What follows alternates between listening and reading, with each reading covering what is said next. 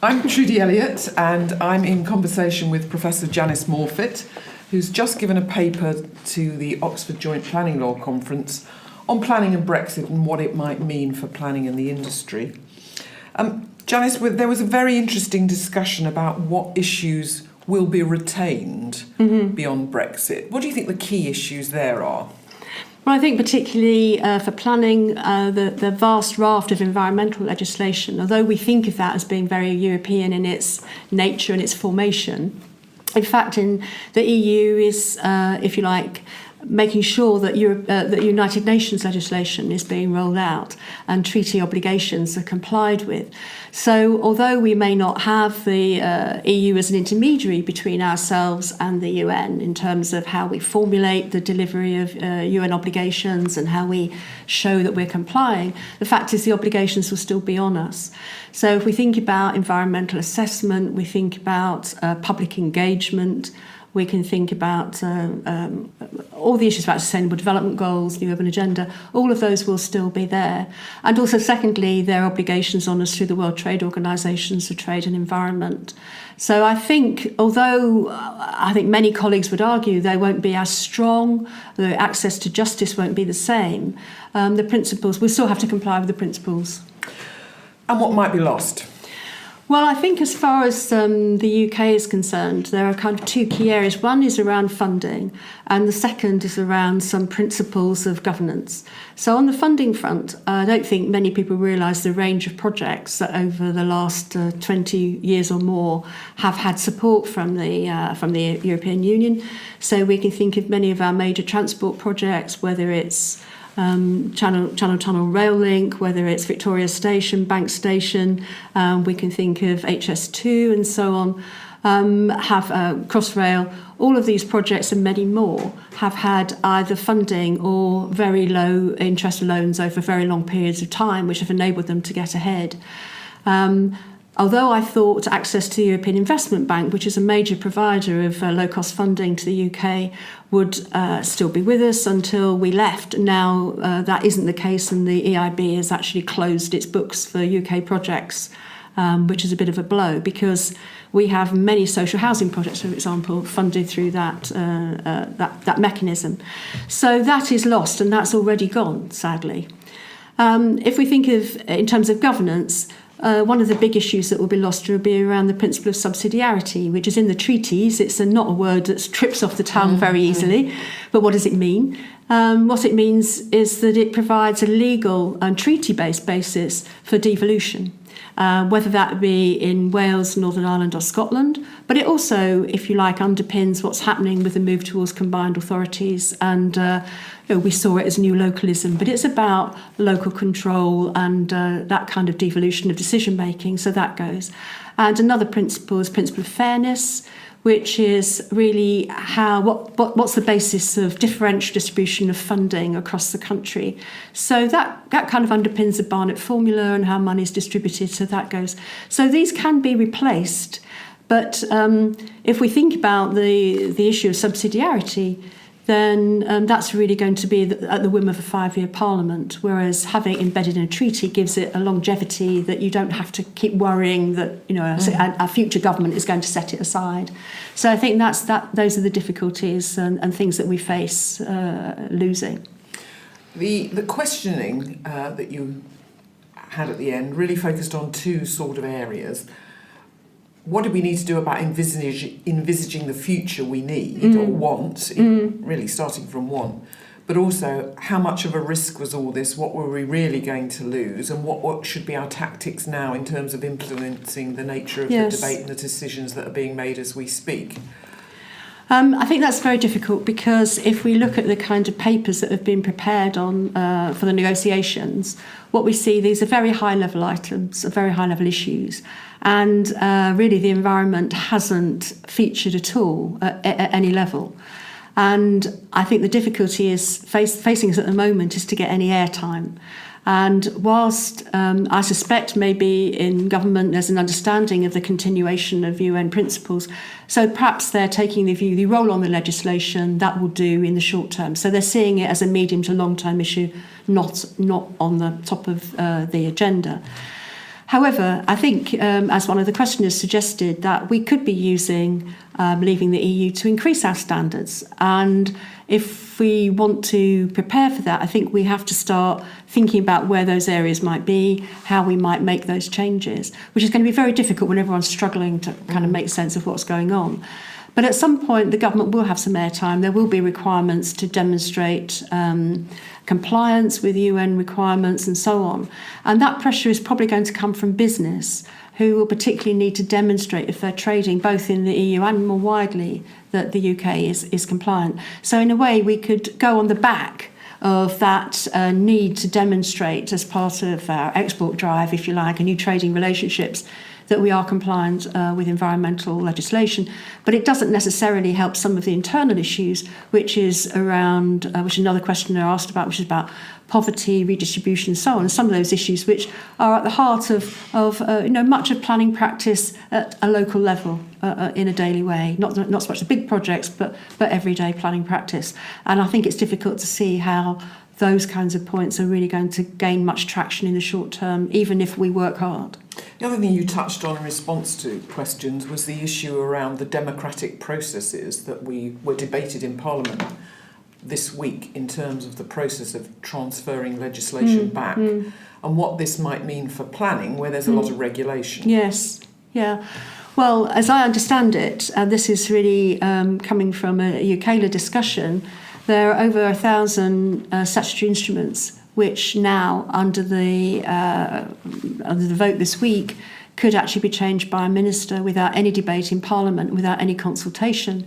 So there's going to be a big worry and uncertainty, I think, for the environmental world more generally, I mean, the legal world and more broadly, as to A, which ones might be changed, what pressures the government would be under to change them, because it's a big opportunity for those who don't like particular regulations to come forward and try to persuade the government to use these quite strong powers, draconian powers, some have said, to actually make changes in ways that they would prefer. So although we could see opportunities to improve standards, there could be quite a lot of focused pressure to reduce standards in some areas, and that's a danger. And it's quite hard at the moment to see how that can be engaged with.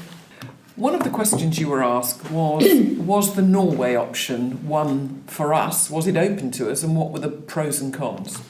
Well, the Norway option is primarily based around membership of EFTA, European Free Trade Association, which the UK founded when Mr de Gaulle said that we couldn't join the EU.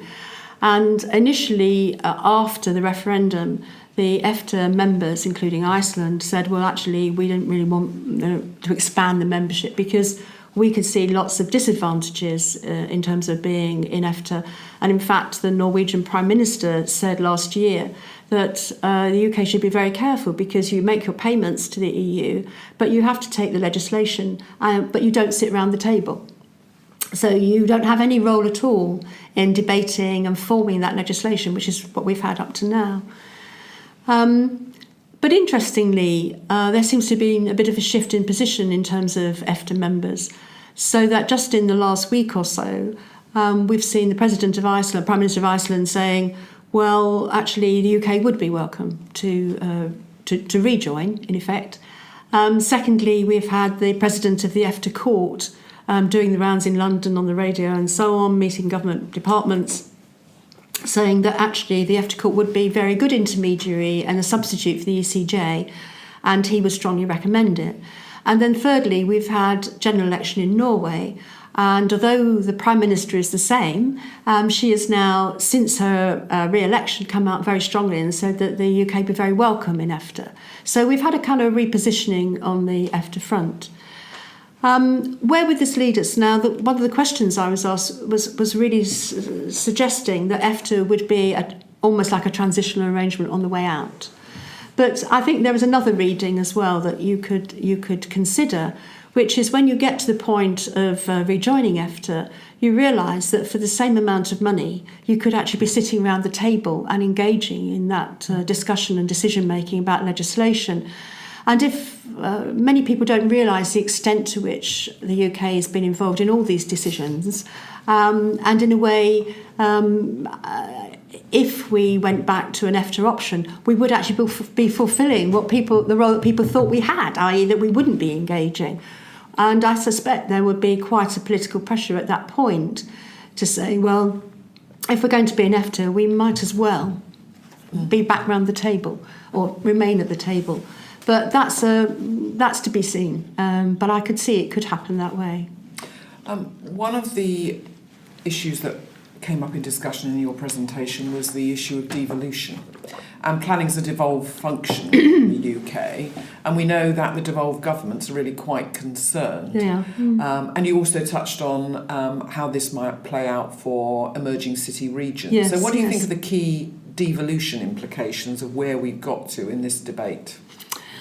Well, I think there are a number of elements to it. Firstly, if we remove the principle of subsidiarity, then the legal basis, the current legal basis goes. And if you look at the legislation which has been used to set up Scottish Parliament, Welsh Assembly, Northern Ireland Assembly, their primary function is to implement EU legislation.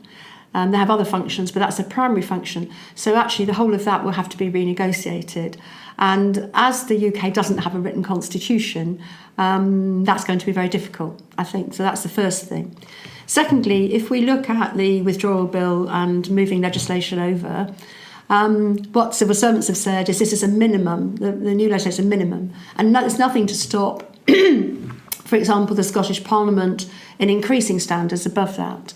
But that's, I think, yet to be seen. And I think the Scottish Government might dispute that in practical terms, whether that's actually possible, whether they will be allowed to do that. If we think about city regions, I mean, a devolution anyway is also a big priority for the OECD. And the OECD is not like the EU. It's a membership organisation, but it's not doesn't bind its members, but it's very influential, soft power organisation. And I think if you look at their policies and what they're trying to do, what we see very clearly is they're very much in favour of devolution of city regions, but that is accompanied by what they call fiscal federalism. And what they're arguing is that GDP can be improved by improving the direct relationship between economic governance and democratic governance in any area. Which is fine, but also that taxation has to be devolved. And as we see, particularly in England, that's a bit of an anathema in terms of giving more money to local authorities. So I do think that devolution has potentially a number of issues that will face it in the coming years as a result of this. You've been a long-term observer of our engagement with and relationship with the EU. For those that were inspired or interested by your presentation, who want to keep a finger on the pulse, what would you think they should be looking out for? What would you suggest they read? What moments coming up might be material that they should focus on? Well, I think it's very difficult. I mean, not only uncertainty about the longer term outcome, there's actually uncertainty about what happens every day in terms of the government's handling of this, and we don't have a clear roadmap. So I think that is very difficult. We don't know when the government publishes papers, they just suddenly appear. And I think that it is very difficult to keep up. It's a combination of using social media, and I think what I've tried to do in the book that I've written is try to identify questions or topics that people can keep an eye on. So, as I've said, there have been no statements about environment. So what does that tell us? There's been very little. Well, the devolution encounters have been unsatisfactory. You can see the government's paper on Northern Ireland. I think it is very hard to keep up. And I think those who are probably doing it full time also have the same difficulties. There are a few organisations, for example, Centre for European Reform and Charles Grant. They put out a lot of material which is very much to the point and takes a slightly more distant view about what the government's doing. But it's even quite hard to find coverage in the newspapers. The Financial Times, I think, would probably be the best coverage if you want to read something every day. Thank you.